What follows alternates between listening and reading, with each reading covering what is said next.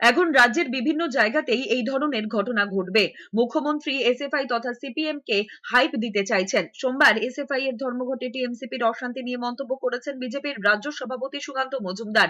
তার আরো অভিযোগ, পশ্চিমবঙ্গে সরস্বতী পুজো বন্ধের পর রাজ্যের হিন্দুরা বুঝতে পেরেছেন আগামী দিনে বাংলাদেশ পার্ট 2 তাদের জন্য অপেক্ষা করছে।